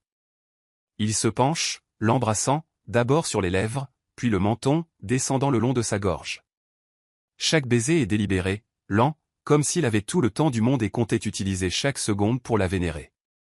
Ses mains suivent le chemin tracé par ses lèvres, touchant, caressant, explorant un territoire à la fois familier et nouveau. Tu me coupes toujours le souffle, murmure-t-il contre sa peau, la voix rauque d'émotion. Après tout, après toutes ces années, tu as toujours le pouvoir de me faire oublier comment respirer. Tessa se cambre sous son toucher, ses mains remontant pour s'enfouir dans ses cheveux encore humides. Miles, souffle-t-elle, et son nom est moitié supplique, moitié reddition. Il continue son exploration, embrassant ses seins, sa langue encerclant ses mamelons jusqu'à ce qu'elle se torde, de faibles gémissements s'échappant de sa gorge. Puis il descend plus bas, embrassant son ventre, les vergetures, ses hanches. Chaque effleurement est une promesse, chaque baiser une déclaration silencieuse de tout ce que les mots ne peuvent exprimer. Tu es parfaite, dit-il, ses yeux rencontrant les siens tandis que ses mains tracent le contour de ses cuisses. Chaque partie de toi, chaque marque, chaque courbe, chaque imperfection que tu penses avoir, tout est parfait pour moi. Miles, s'il te plaît, supplie Tessa, car l'anticipation la tue, car elle a besoin de lui de toutes les manières possibles, besoin de se sentir entière à nouveau d'une façon que seul lui peut lui procurer. Il comprend, bien sûr qu'il comprend. Il a toujours compris. Miles remonte, se positionnant au-dessus d'elle, les bras de chaque côté de sa tête, supportant son poids. Il l'embrasse profondément, et Tessa peut sentir sa dureté pressée contre elle, peut sentir le tremblement dans ses muscles alors qu'il se retient. Je n'ai pas de... Commence-t-il, la voix tendue, et elle comprend immédiatement ce qu'il essaie de dire. Je prends toujours la pilule, chuchote-t-elle en retour, et je n'ai été avec personne d'autre depuis toi. Les yeux de Miles s'écarquillent. Personne? Elle secoue la tête. Je ne pouvais pas. Chaque fois que j'essayais, c'était toujours toi que je voyais, toujours toi que je voulais. Quelque chose sur son visage se transforme, un mélange de douleur et de joie dans une expression si intense qu'elle est presque difficile à regarder. Moi aussi, avoue-t-il. J'ai essayé. Mon Dieu, comme j'ai essayé. Mais mon corps ne répondait à personne d'autre. C'était comme si tu étais la seule clé qui ouvrait la serrure. Il reste là un instant, à se regarder simplement, la réalité de ce qu'ils s'apprêtent à faire pesant entre eux. Ce n'est pas juste du sexe. Ce n'a jamais été juste du sexe entre eux. C'est une connexion. C'est une reconnaissance. Ce sont deux âmes qui se rencontrent d'une manière qui transcende le physique. Je t'aime, murmure Tessa, et c'est la première fois qu'elle prononce ces mots à voix haute depuis son retour. Je n'ai jamais cessé. J'ai essayé de te haïr, essayé de t'oublier, mais je n'ai pas pu parce que tu fais partie de moi. La meilleure partie. Miles ferme les yeux, une larme s'échappant pour glisser le long de sa joue. Tessa l'accueille avec son pouce, la portant à ses lèvres pour embrasser l'humidité salée. Ne pleure pas, dit-elle doucement. Pas maintenant. Maintenant, c'est juste nous. Juste ce moment. Il ouvre les yeux et, en eux, elle voit tout. L'amour, le regret, la gratitude, la promesse d'un avenir qu'ils doivent encore construire ensemble. Puis, lentement, avec une tendresse qui contredit l'urgence qu'ils ressentent tous les deux, il s'unit à elle. Ils soupirent en même temps, le son résonnant dans le silence de la chambre. C'est à la fois familier et nouveau, son corps se souvenant exactement comment s'emboîter au sien, mais la sensation est chargée du poids de tout ce qui s'est passé depuis la dernière fois. Miles reste immobile un instant, le front pressé contre le sien alors que leurs souffles se mêlent. Mon Dieu, souffle-t-il. Toi, ton. Il ne finit pas sa phrase, mais il n'en a pas besoin. Tessa comprend car elle ressent la même chose, cette sensation écrasante de justesse, de retour à la maison, de plénitude qui n'existe que lorsqu'ils sont comme ça, unis de toutes les manières possibles. Ils commencent à bouger, lentement d'abord, presque religieusement, chaque mouvement délibéré est chargé d'intention. Ses mains sont partout, caressant son visage, enfouies dans ses cheveux, traçant la ligne de sa taille, et Tessa répond, ses ongles griffant légèrement son dos, ses jambes s'enroulant autour de lui, l'attirant plus profondément, plus près. Tu m'as tellement manqué, murmure Miles à son oreille, la voix brisée. Tellement. Je sais, répond Tessa, ses mains se levant pour tenir son visage, le forçant à la regarder. Moi aussi, chaque jour, chaque nuit. Ils établissent un rythme, non pas précipité, mais profond, intense, chaque mouvement étant une conversation sans parole. C'est différent d'avant, sous la douche. C'était de la nécessité, de l'urgence, 2 ans de faim enfin rassasiés. Mais ça c'est autre chose. C'est de l'amour, c'est de la reconnexion, c'est le pardon et la rédemption entrelacés avec le désir. Miles l'embrasse tandis qu'il bouge, avalant ses gémissements, offrant les siens en retour, et Tessa se perd dans la sensation, dans le poids de son corps sur le sien, sa chaleur en elle, la façon dont leurs corps se souviennent exactement comment danser ensemble, même après tant de temps séparés. Regarde-moi, demande Miles, la voix urgente, et quand elle ouvre les yeux, elle voit l'intensité dans les siens. Je veux te voir, je veux tout voir. Puis il accélère légèrement, l'angle changeant, touchant un point en elle qui fait exploser des étoiles derrière ses paupières. Tessa se cambre, la bouche ouverte dans un gémissement silencieux, et Miles capture le son d'un baiser, sans jamais arrêter le mouvement, l'emmenant de plus en plus haut. Je ne vais pas tenir longtemps, admet-il, la voix tendue, le corps tremblant sous l'effort de se retenir. Tu me rends fou, Tessa, ça a toujours été le cas. Alors ne te retiens pas, chuchote-t-elle en retour, les ongles s'enfonçant dans ses épaules. Je suis proche aussi, si proche. Miles change légèrement de position, une main glissant entre leurs corps pour la toucher là où ils sont unis, et c'est suffisant. Tessa vole en éclats, tout son corps convulsant, des vagues de plaisir si intenses qu'elle doit mordre son épaule pour ne pas crier, et Miles la suit immédiatement, enfouissant son visage dans son cou, étouffant son propre gémissement contre sa peau alors que son corps tressaille sous la libération. Ils restent ainsi un long moment, verrouillés l'un à l'autre, tremblants, en sueur, complètement perdus dans la sensation. Quand ils reviennent enfin sur terre, aucun des deux ne bouge.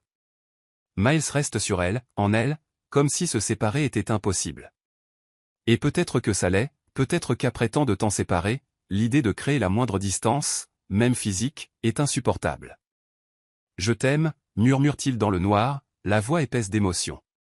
Plus que tout, plus que la vie elle-même. Tessa caresse doucement son dos, ses doigts traçant des motifs insignifiants sur sa peau humide. Je t'aime aussi. Je t'ai toujours aimé. Et je t'aimerai toujours. Finalement, Miles bouge, se retirant d'elle avec précaution pour s'allonger à ses côtés, mais il la tire immédiatement contre lui, ses bras s'enroulant autour d'elle, leurs jambes entrelacées, comme s'il ne pouvait supporter même l'air entre leurs corps. Tessa s'emboîte parfaitement contre lui, sa tête sur son épaule, sa main sur son cœur, sentant ses battements forts et réguliers sous sa paume.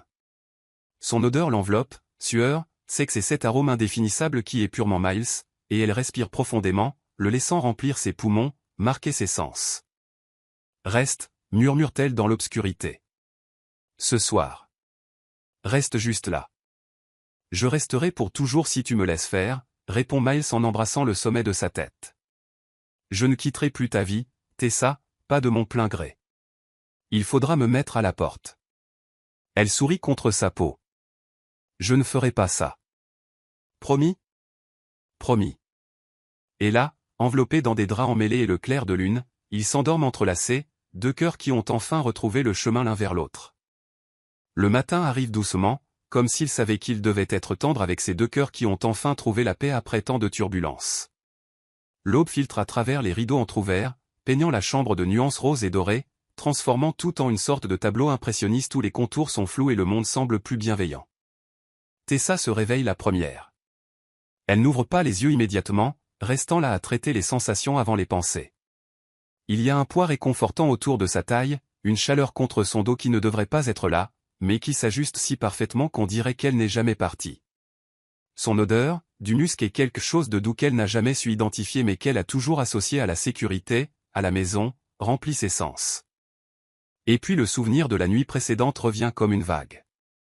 La douche, les aveux, les larmes, le sexe qui fut à la fois dévastateur et guérisseur. Tout est arrivé. Ce n'était pas un rêve. Ce n'était pas un fantasme. Miles est là, dans son lit, son bras l'enlaçant possessivement même dans son sommeil, comme s'il avait peur qu'elle disparaisse s'il la lâchait. Elle ouvre lentement les yeux, s'ajustant à la lumière douce. Sa respiration est régulière contre sa nuque, chaque expiration faisant bouger légèrement une mèche de ses cheveux. C'est intime d'une façon qui dépasse le sexe. C'est se réveiller ensemble. C'est partager l'espace le plus vulnérable. C'est la confiance pure. Tessa se tourne avec précaution, essayant de ne pas le réveiller. Elle veut juste regarder, juste absorber le fait qu'il est vraiment là. Quand elle parvient enfin à se tourner face à lui, son cœur se serre dans sa poitrine. Miles dort profondément, le visage détendu d'une manière qu'elle a rarement vue, même lorsqu'ils étaient ensemble. Les rides d'inquiétude qui étaient si présentes hier sont adoucies maintenant, le faisant paraître plus jeune, ressemblant davantage à l'homme qu'elle a rencontré il y a tant d'années. Ses cils, ridiculement longs pour un homme, projettent des ombres délicates sur ses joues. Ses lèvres sont légèrement entr'ouvertes, sa respiration douce et régulière. Elle lève la main avec hésitation, voulant toucher mais craignant de le réveiller, mais le besoin l'emporte, et ses doigts tracent légèrement la ligne de sa mâchoire, sentant la barbe naissante rugueuse sous ses doigts. Miles remue à ce contact, un petit sourire courbant ses lèvres avant même qu'il n'ouvre les yeux. Quand il les ouvre enfin, il l'observe un long moment, comme s'il s'assurait lui aussi qu'elle est réelle. « Salut », dit-il, la voix rauque de sommeil, et ce son simple fait fondre quelque chose à l'intérieur de Tessa. « Salut », répond-elle, soudain timide, comme s'il n'avait pas fait des choses incroyablement intimes quelques heures plus tôt. « Tu es vraiment là », murmure Miles, sa main se levant pour toucher son visage comme s'il avait besoin de cette confirmation tactile. « J'avais peur de me réveiller et de découvrir que tout cela n'était qu'un rêve. » « Je connais ce sentiment, admet Tessa. J'ai fait tellement de rêves de toi ces 2 dernières années. Se réveiller et réaliser que tu n'étais pas là était dur. » La douleur traverse le visage de Miles. « Je suis désolé. Pour tout. Pour chaque matin où tu t'es réveillé seul. Pour chaque nuit passée sans moi. » Chut. Tessa pose un doigt sur ses lèvres. « Pas maintenant. Maintenant, c'est parfait. Ne gâche pas ça avec des excuses. » Miles embrasse le bout de son doigt, puis capture sa main et l'amène contre sa poitrine, pressant sa paume sur son cœur. Le battement est fort, régulier, réconfortant. Tu sens ça, demande-t-il. Il ne bat comme ça que pour toi. Ça a toujours été le cas. Tessa sent les larmes lui piquer les yeux, mais cette fois ce sont de bonnes larmes, de soulagement, de bonheur, d'espoir. Miles, je veux faire les choses bien cette fois, poursuit-il, l'intensité de retour dans son regard. Je veux me réveiller chaque matin comme ça, avec toi dans mes bras. Je veux prendre le petit déjeuner avec toi et Bill. Je veux être présent pour chaque moment, les grands comme les petits. Je veux être le père qu'il mérite et le partenaire que tu mérites. Est-ce une demande en mariage, demande Tessa, mi-plaisantant, mi-sérieuse. Miles rit doucement. Pas encore. Quand je le ferai, ce sera spécial. Ce sera mémorable. Ce sera digne de toi. Il caresse son menton avec son pouce. Mais je te promets, ici et maintenant, que je le ferai. Quand tu seras prête. Quand nous serons prêts. Et si je ne suis jamais prête, demande Tessa, le testant, voulant voir comment il réagit. Alors j'attendrai, répond Miles sans hésitation. J'attendrai aussi longtemps qu'il le faudra. Je te prouverai chaque jour que je suis digne de ta confiance, de ton amour. Et si à la fin tu décides que tu ne veux pas te marier, c'est d'accord, tant que je peux être dans ta vie de la manière que tu autoriseras. La sincérité dans sa voix désarme complètement Tessa. Elle l'attire dans un baiser, doux, sucré, plein de promesses silencieuses. Quand ils se séparent, Miles sourit contre ses lèvres. Bonjour, au fait. Bonjour, répond Tessa, souriant elle aussi. Il reste ainsi quelques minutes de plus, profitant simplement de la proximité, de la chaleur, de la nouveauté de se réveiller ensemble à nouveau. Miles trace des motifs paresseux sur son dos, et Tessa joue avec les mèches de cheveux sur sa nuque. Quelle heure est-il, demande Miles finalement. Tessa regarde l'horloge sur la table de nuit. 6h30. À quelle heure se réveille Bill? Vers 7h, généralement. Elle le regarde, la réalité commençant à s'infiltrer dans la bulle parfaite qu'ils ont construite. On doit parler de ça, de comment on va lui expliquer que tu es là, que moi et papa on est ensemble à nouveau. Complète Miles, plein d'espoir. Le sommes-nous, demande Tessa, et ce n'est pas qu'elle doute, mais elle a besoin de l'entendre clairement, besoin d'établir ce que cela signifie. Miles se redresse sur son coude, la regardant sérieusement. Je le veux, plus que tout. Mais je comprends si tu as besoin de temps, si nous devons y aller doucement. Je le veux aussi, admet Tessa. Mais j'ai peur d'être blessé à nouveau, peur de blesser Bill si ça ne marche pas. Ça marchera, dit Miles, avec une conviction qui apaise quelque chose en elle. Parce que nous le voulons tous les deux, parce que nous avons appris de nos erreurs passées, parce que cette fois nous allons communiquer, nous allons être honnêtes, nous allons nous battre dans les moments difficiles au lieu d'abandonner. Tessa hoche lentement la tête. Alors, on y va doucement. Tu seras présent dans la vie de Bill en tant que père, et nous reconstruirons notre relation pas à pas. N'importe quel pas que tu voudras faire, accepte Miles, à ton rythme, sans pression. Mais tu peux rester parfois, ajoute Tessa, rougissant légèrement. Pour dormir, je veux dire, si tu veux. Le sourire qui illumine le visage de Miles est comme un lever de soleil. Je le veux, vraiment beaucoup. Ils s'embrassent à nouveau, et cette fois il y a une légèreté qui n'était pas là la veille, la légèreté des décisions prises, des chemins choisis, des futurs qui commencent à prendre forme. Le bruit de petits pieds dans le couloir les fait se séparer brusquement. Bill, chuchote Tessa, les yeux écarquillés. Il se réveille. Miles attrape rapidement le t-shirt qui était sur le sol et l'enfile. Tessa saisit le peignoir accroché à la chaise et le met à la hâte. Ils ont à peine le temps de se composer une attitude quand la porte s'ouvre lentement et qu'une petite tête apparaît. « Maman » dit Bill, encore endormi, en frottant ses yeux. Puis il voit Miles dans le lit, ses yeux s'agrandissent. « Papa. »« Eh, champion » dit doucement Miles en ouvrant ses bras. Bill n'hésite pas.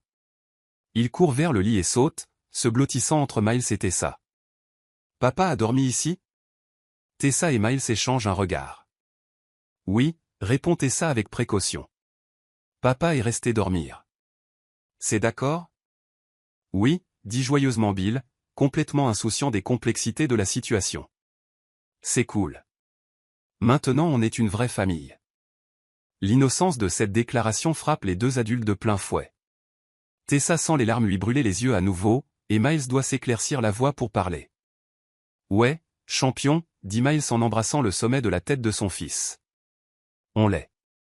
Et là, dans les premiers rayons du matin, tous les trois sont allongés ensemble, Bill entre ses parents, babillant sur ses rêves et ses voitures, complètement inconscient du miracle silencieux qui se produit autour de lui. Une famille. Brisée, oui. Réparée, certainement. Mais une famille, malgré tout. Et peut-être, pense Tessa en regardant Miles prendre des voix drôles pour Bill, peut-être que les choses brisées qui sont soigneusement réparées sont plus fortes que celles qui n'ont jamais cassé. Peut-être qu'il y a de l'espoir. Peut-être qu'il y a assez d'amour pour guérir toutes les blessures. Et peut-être, juste peut-être, qu'ils peuvent vraiment avoir une fin heureuse. La maison sent les pancakes et le café frais, une combinaison qui transforme la matinée en quelque chose de chaleureux et d'accueillant. Tessa est dans la cuisine, tablier noué autour de la taille, retournant des pancakes dans la poêle, tout en regardant par la fenêtre le jardin où Miles et Bill jouent. Le soleil matinal baigne tout d'une lumière dorée, et il y a quelque chose de presque surréel dans cette scène, comme si elle regardait la photographie d'une vie qu'elle a toujours voulu mais qu'elle ne pensait jamais avoir. Miles est à genoux dans l'herbe, faisant une course de voiture avec Bill, et le rire du garçon résonne dans l'air comme une musique. Chaque fois que Miles fait un bruit de moteur exagéré ou prétend que sa voiture s'est retournée, Bill rit encore plus fort, tout son corps secoué de pure joie. « Maman !» crie Bill depuis la fenêtre. « Regarde comme papa est drôle !» Tessa sourit en faisant un signe de la main. « Je vois, chérie. Mais venez manger bientôt. Les pancakes sont presque prêts. » Miles la regarde à travers la fenêtre, et le sourire qu'il lui adresse, large, authentique, plein de gratitude, fait bondir son cœur. Il dit quelque chose à Bill, et les deux commencent à ramasser les jouets, revenant à l'intérieur main dans la main. L'image d'eux comme ça, père et fils, si semblables avec leur large sourire et leurs yeux brillants, crée une boule dans la gorge de Tessa. C'est ce qu'elle a imaginé tant de fois pendant sa grossesse, pendant les nuits solitaires, quand elle berçait Bill seul, durant chaque anniversaire et étape importante que Miles a manqué. Et maintenant, ça arrive. C'est enfin en train d'arriver. Ça sent incroyablement bon ici, dit Miles quand ils entrent par la porte de la cuisine. Il s'approche d'elle, et un instant elle pense qu'il va juste prendre une assiette, mais au lieu de cela il passe ses bras autour d'elle par derrière, le menton posé sur son épaule, les mains autour de sa taille.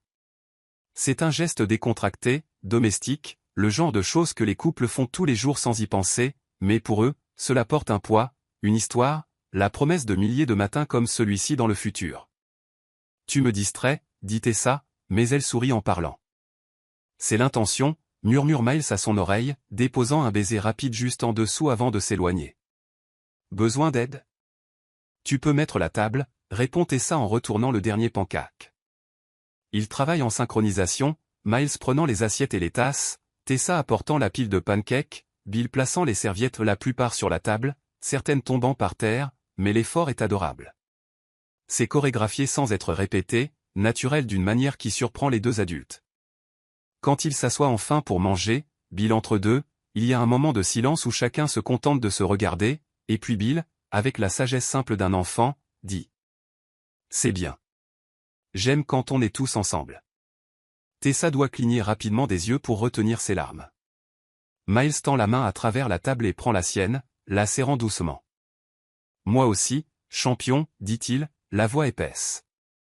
Moi aussi. » Le petit déjeuner est rempli de conversations animées, Bill parlant de ses amis de la maternelle, Miles posant des questions sincèrement intéressées, Tessa observant l'interaction avec un cœur si plein qu'il semble prêt à exploser. Il y a des moments où Miles ne sait pas comment répondre, où il est clair qu'il a manqué tant de choses de la vie de Bill, mais il ne fait pas semblant de savoir. Au lieu de cela, il demande, il apprend, il absorbe chaque information comme si c'était de l'or. Après le petit déjeuner, alors que Bill est distrait par des dessins animés dans le salon, Miles aide Tessa à faire la vaisselle. Ils se tiennent côte à côte à l'évier, lui lavant, elle essuyant, dans un silence confortable qui n'est ponctué que par le bruit de l'eau et les rires occasionnels de Bill venant de l'autre pièce. « Merci, dit soudain Miles. Tessa le regarde. « Pourquoi ? » »« Pour me donner cette chance, répond-il, les yeux fixés sur les bulles de savon, mais la voix chargée d'émotion. « Pour me laisser entrer dans vos vies à nouveau. Pour ne pas m'avoir fermé la porte définitivement. Je sais que je ne le mérite pas, que j'aurais dû me battre plus forte avant. Miles. L'interrompt Tessa doucement, plaçant sa main sur la sienne dans l'eau. Arrête de te punir. Nous avons tous les deux fait des erreurs. J'aurais pu te donner une chance d'expliquer cette nuit-là. J'aurais pu te contacter après, quand j'ai découvert la grossesse. Mais j'étais blessé et en colère, et j'ai pris des décisions basées sur la douleur au lieu de la logique. Tu avais tout à fait le droit d'être blessé et en colère. Je l'étais, convient-elle. Mais ça ne veut pas dire que mes décisions étaient les meilleures. Regarde ce que ça a coûté. 2 ans de la vie de Bill que tu ne récupéreras jamais. 2 ans où nous avons été malheureux séparément, alors que nous aurions pu surmonter ça ensemble. Miles se tourne complètement vers elle, ses mains encore mouillées de savon. Tu étais malheureuse?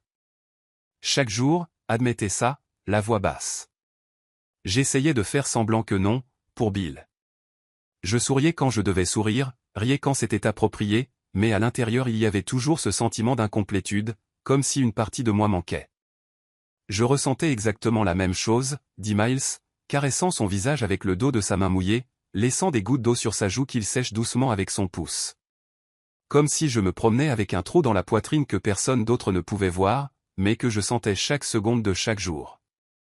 Il reste ainsi un moment, à se regarder simplement, la vaisselle oubliée. Et puis Miles se penche, l'embrassant doucement. C'est différent des baisers de la veille. Il n'y a pas d'urgence, pas de fin désespérée. C'est juste doux, tendre, une promesse silencieuse que ce n'est que le début. Quand ils se séparent, ils sourient tous les deux.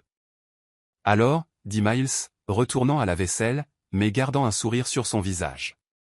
Comment on va faire marcher ça? Logistiquement, je veux dire. J'ai mon appartement à l'autre bout de la ville, mon travail.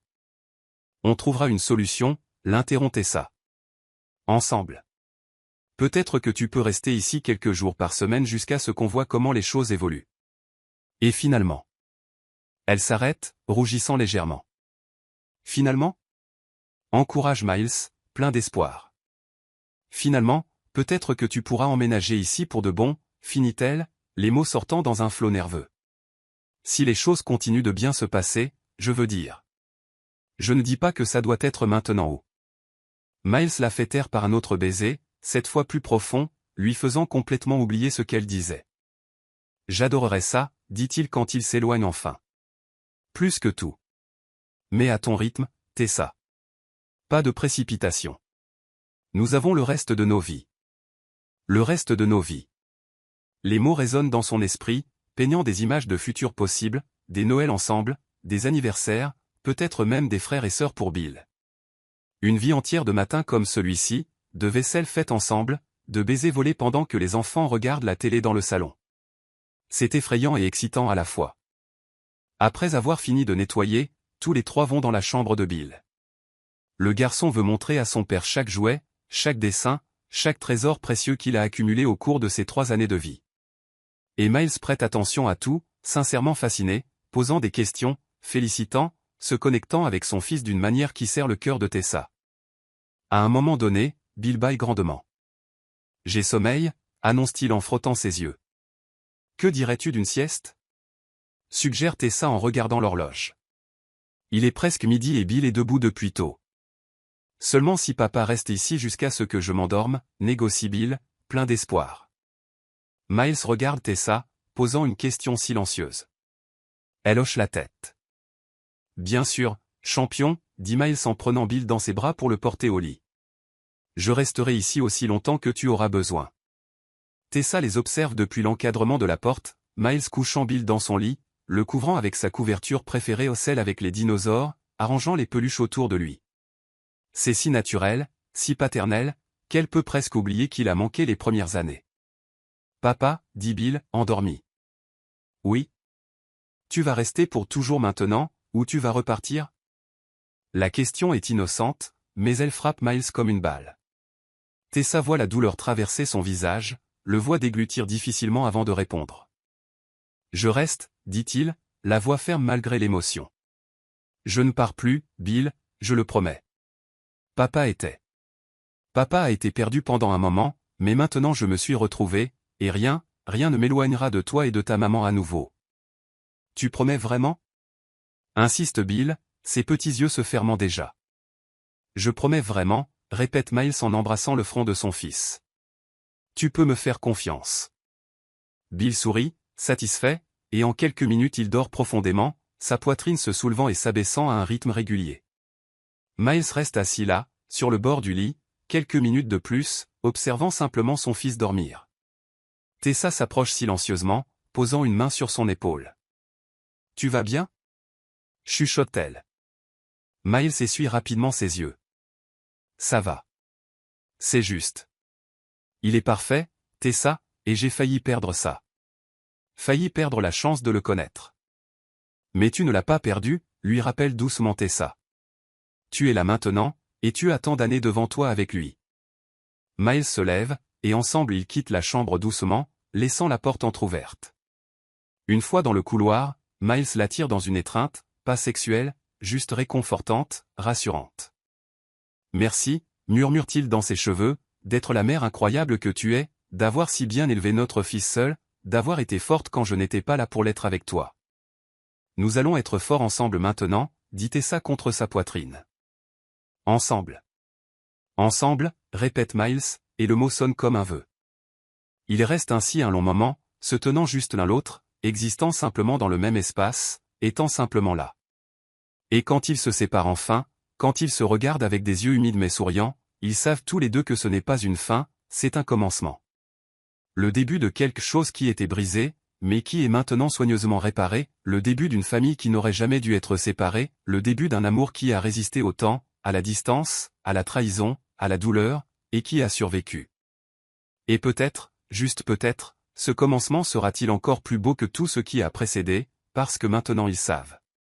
Ils savent combien ça fait mal de se perdre, ils connaissent la valeur de ce qu'ils ont, et ils savent qu'ils se battront avec tout ce qu'ils ont pour ne jamais laisser cela leur échapper à nouveau. Ensemble, ils retournent au salon, main dans la main. Ensemble, ils s'assoient sur le canapé, elle blottit contre lui. Ensemble, ils planifient un avenir qui inclut 3 personnes au lieu de 2 séparées. Et ensemble, toujours ensemble désormais, ils trouvent enfin ce qu'ils cherchaient depuis toujours, la paix, la maison, l'amour. Parfois, l'amour ne consiste pas à ne jamais tomber, mais à avoir le courage de se relever, de pardonner, de reconstruire sur les ruines de ce qui a été brisé. Tessa et Miles apprennent que certaines histoires ne finissent pas, elles font juste une pause, attendant le bon moment pour recommencer. Et quand elles redémarrent, elles apportent avec elles la sagesse de la douleur, la profondeur du manque, et la certitude que certaines connexions sont trop fortes pour être détruites par les malentendus ou la distance. Ils ont perdu du temps, oui, mais ils ont gagné quelque chose de plus précieux, la compréhension que le véritable amour n'abandonne pas. Il attend, il se bat, il endure. Et vous ? Croyez-vous que certaines personnes méritent une seconde chance ? Que le pardon peut être le pont vers un nouveau départ plus fort ? Si cette histoire a touché votre cœur, abonnez-vous à la chaîne, laissez votre like et devenez membre pour obtenir un accès anticipé aux prochaines histoires. Et si vous avez senti que cela valait vraiment la peine d'être écouté, cliquez aussi sur le bouton au Super Thanks. Votre soutien fait toute la différence et nous aide à continuer d'apporter des histoires qui vous émeuvent.